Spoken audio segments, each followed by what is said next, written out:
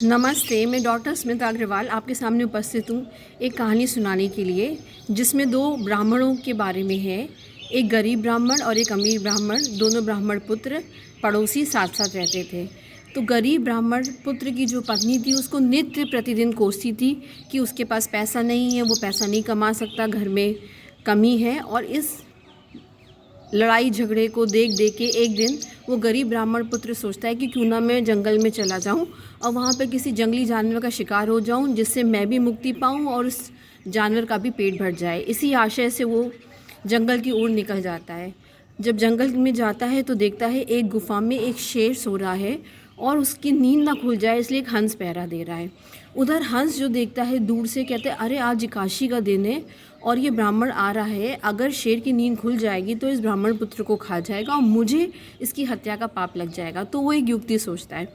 वो शेर की बड़ाई करते हुए कहते हैं, अरे जंगल के राजा देखो, विप्र देव आए हैं, विप्र ब्राह्मण आए हैं, विप्र पुत्र आए हैं आपको मोक्ष दिलवाने के लिए। जो पशु योनि में आप हैं उससे आपको मोक्ष मिल जाएगा, कृपया करके इनके दर्शन लीजिए। और शेर दौड़ते हुए उठता है, उसकी नींद खुलती है, लेकिन उसको हंस की बात सही समझ में आती है। वो क्या करता है, जितने भी मनुष्यों को उसने अभी तक मारा होता है उनके आभूषण, हीरे जवाहरात उसके पास होते हैं, वो ले जाके उस ब्राह्मण के पैरों पे रखता है और उसका पैर अपनी जीभ से चाटते हुए कहता है, महाराज मुझे मोक्ष दिलवाइए, ऐसा कहता है। और इतनी देर में जो हंस है वो ब्राह्मण पुत्र को इशारा करता है कि देखो ये जंगल का राजा शेर है, कब इसकी बुद्धि पलट जाए, शेर किसी का कभी यजमान नहीं होता, तो तुम जल्दी से यहाँ से निकल जाओ। और ब्राह्मण पुत्र को ये बात समझ में आती है, वो जल्दी से वहाँ से निकल जाता है।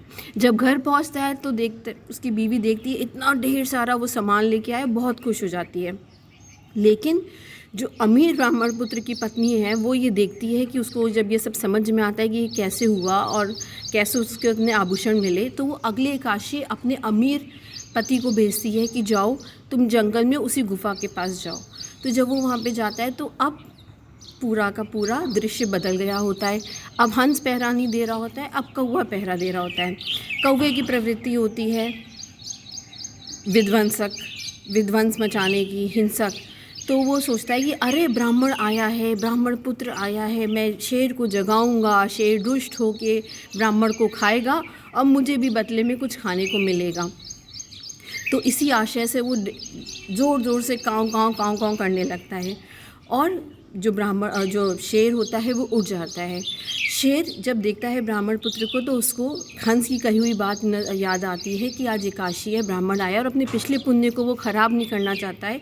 इसलिए वो ब्राह्मण पुत्र से कहता है कि देखो जो मेरा पहरा दे रहा था हंस, वो अब गया है सरोवर में, अब आ गया है कौवा मेरा पहरा देने के लिए। इसकी प्रवृत्ति है हिंसक, विध्वंस मचाने की। तो कृपया करके तुम जल्दी से यहाँ से लौट जाओ, कब मेरा मन बदल जाओ, मैं पंजा मार के तुमको मार गिराऊँ, तुम यहाँ से शीघ्र निकल जाओ। और ऐसा कहते हुए वो ब्राह्मण पुत्र को वहाँ से जाने के लिए बोलता है। ब्राह्मण पुत्र भी समझ जाता है कि क्या स्थिति है और वो डर के मारे वहाँ से भाग के पलायन कर जाता है। तो कहानी का ये आशय है कि देखिए जीवन में दो प्रकार के लोग होते हैं, एक हंस प्रवृत्ति के लोग होते हैं, एक कौवा प्रवृत्ति के लोग होते हैं। जो हंस प्रवृत्ति के लोग होते हैं वो जीवन में किसी के दुख को देख के, किसी के कष्ट को देख के दुखी होते हैं और चाहते हैं कि उससे उसको निवृत्ति हो जाए। लेकिन जो कौवे प्रवृत्ति के होते हैं वो हमेशा लोगों के दुखों को देख के खुश होते हैं और चाहते हैं कि उनके दुख और बढ़ जाएं।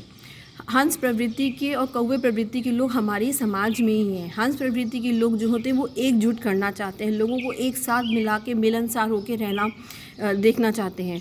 और जो कौवा प्रवृत्ति के लोग होते हैं वो चाहते हैं कि लोगों में फूट पड़ जाए, वो अलग अलग हो जाएंगे, परिवार टूट जाए। तो इस कहानी से ये तात्पर्य है कि देखिए शेर वही था लेकिन पहरेदार अलग अलग थे। तो पहरेदार की प्रवृत्ति पर ही ये आधारित था कि जो ब्राह्मण पुत्र आ रहा उसको आभूषण मिले या उसके जीवन वो अपना खो दे और मृत्यु के मुंह में चला जाए। तो ये जीवन में ये फ़लसफ़ा बना लीजिए कि हंस प्रवृत्ति के लोगों के करीब रहिए, उनकी कद्र करिए और कौवा प्रवृत्ति के लोगों से सदैव दूर रहिए। Thank you so much.